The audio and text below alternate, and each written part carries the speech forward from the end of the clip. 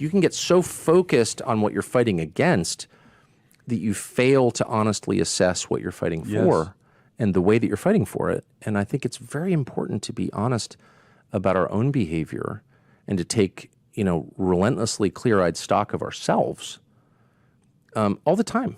All the time. Like I can say, it's easy to be against bad things. You see this in DC all the time. But Putin, he's bad. Hitler's bad. Great. Okay. But let's talk about you for a minute. Are you good? Are you bad? What exactly are you doing? What are your aims? Putin bad. Great. Got it. Putin bad. Got it. Message received. But let's talk about you, my leader, for a moment. Shut up. Putin bad. And I think all of us are like that to some extent. I know that I was. Saddam Hussein bad. Yeah, okay. That's an easy call, I guess. I didn't even care actually, but whatever at the time I was like, he's bad. Okay. He gassed the Kurds. Okay.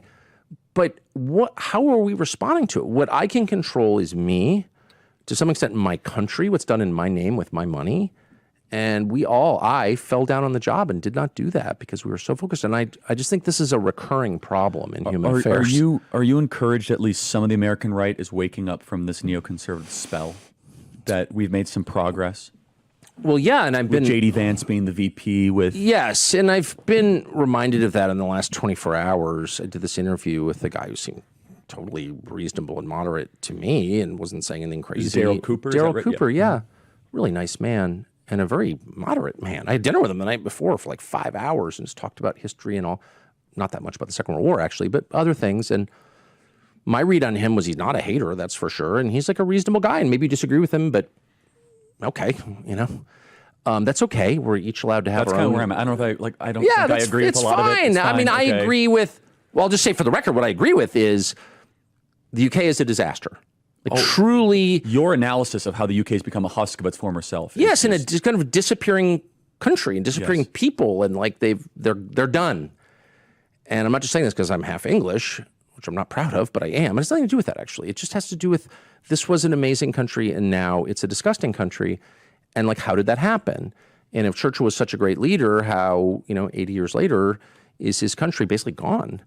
And I think it's important to understand how that happened. That's my opinion. And someone should have to answer for that. I totally agree. So, but whatever conclusions you reach, I was amazed in the last 24 hours. You platform. I had Seth Dillon from the Babylon Bee, who's like some anti-woke guy, I guess, text me, I can't believe you platformed him. Platformed? You mean talk to him? It's like, okay. I thought you were the anti-woke guy. But anyway, people are very upset. And look, it's okay to be upset about a difference of opinion. I totally get it. I'm frequently upset about differences of opinion.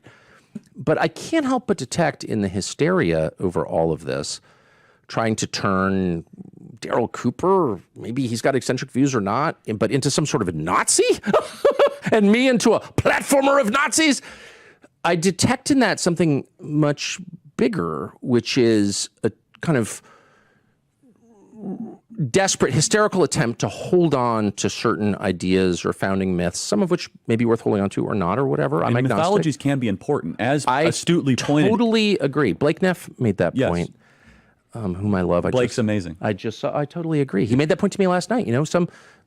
All societies are founded on myths, and it's important to have a founding myth. And maybe this isn't the worst one. I think that's a great point, and he may be absolutely right. But a confident society, a confident ruling class, would be able to explain that in the way that 100%. He did, non-hysterically, rationally. And that's not what we're seeing at all. We're seeing people like losing control. And I think that is sort of the point of it. They are losing control. For those that didn't listen to the episode quickly, what was the synthesis, would you say? I mean, synthesis was, well, we talked about all kinds of different things. Jonestown cult, which was something else. Completely. The sadness of modern Britain, the destruction of Ireland, which is really a fixation for me because it's just so bizarre. Mm-hmm. Why would you want to destroy Ireland? What did they do wrong? Replace it with people who aren't from Ireland. Have they not suffered enough? I mean, well, kind of. They were never an imperial power. It's all very weird. But anyway, and worth talking about. But no, Daryl Cooper said, I think the villain of the Second World War period was Churchill, which is a provocative thing to say for sure. But I don't know. Tell me more. Why do you think that? And his point was, look, there was this regional conflict underway. Germany was pissed about the concessions that it was forced to make under the Treaty of Versailles after the First World War, and they wanted their land back and their population, German-speaking, ethnic German population in all these different countries. And so it was a regional conflict. And you can take either side of that or no side or whatever, but it was effectively a regional conflict, and Churchill forced it into what it became, which was a global war in which tens of millions of people died. That's his position. Okay. I mean, I think that's a defensible position. It may be a wrong position. I don't think that's like crazy. It certainly doesn't justify the hysteria that it provoked, in my opinion.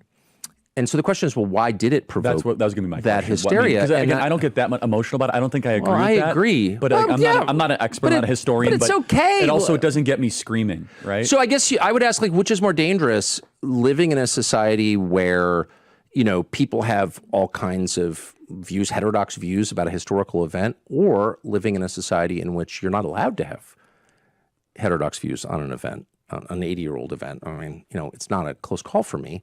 You want to live in a free society where free inquiry is encouraged, or certainly allowed. And so, but the point is, why the hysteria? And I think if you take 3 steps back, I think this is right. What you're looking at is the end of an 80-year cycle, and the end of a certain way of thinking about the world, the end of a certain way of administering the world, institutions which have run the West, and to some extent the East, since 1945. That's all kind of going away. Very fast, actually. Economic power, political power, cultural power is all moving east. And that's tough for me as an American to accept. It's very upsetting to me, actually. I want America to be preeminent. Of course, I'm American. I think the world's a better place when we are. Yeah. I've always thought that. We're 4% of the world's population. And so, it's a lot to ask for that to continue forever. Correct. But the bottom, whatever we want may be immaterial because it's not continuing. It's ending, and it's ending very fast. And again, that's upsetting. I'm certainly not, poor Seth Dillon from the Babylon Bee. Like, I kind of get why people are upset. He couldn't quite articulate it, but I get it. They don't want, the reason they're upset is because if people start questioning the myth, then it's like, well, but wait, then what's the justification for all of this? And then we need to accept that we are at the end of a stage of history. And that's a scary thing. It's scary for me, by the way. I'm certainly not celebrating any of this at all. I feel anxiety. I can feel it. I feel it in the air too. Yeah. So I do think that a year from now, the debates that we're having now about Churchill or whatever, they will all seem silly and antique. Like, I do think things are changing faster. Do you mean that we're going to have real problems? Well, I just think assumptions are changing really fast, and about a lot of different things. I don't think all of it's good, by the way. I'm not for radical change, at all. I'm conservative. Be careful what statues you tear down. I totally agree, completely agree. This is not up to me. I'm just observing. No, I mean, and there are a million factors. Usually it doesn't go well, right? I agree with that. Yeah. I agree with that, and certainly big changes cause a lot of suffering, inevitably. But we're clearly on the cusp of one, or in the middle of one. There's just no way around that. Again, I just want to say, I don't want this to happen. I wouldn't choose any of this. I wish it was 1985 again. I don't want to think about any of this stuff. What a great country that was. It was great. I'd kind of like to go just bird hunting with my dogs and not worry about stuff. But I'm not in charge. None of us is in charge individually of history, and we're sort of captives of it. And this really is a historical pivot point. I don't think that's grandiose or overstating the case at all. I think it's absolutely true, and everyone can feel it. And it makes them jumpy and, to some extent, hysterical. People are coming at me last night by text message, and I was sort of confused about it at first because I was maybe being like too autistic about it or too literal, or like, no, Daryl Cooper is, a really good and moderate and non-hating person, which is all true, by the way, absolutely true. I think he's a great historian, whether you agree or disagree, but he's like rigorous.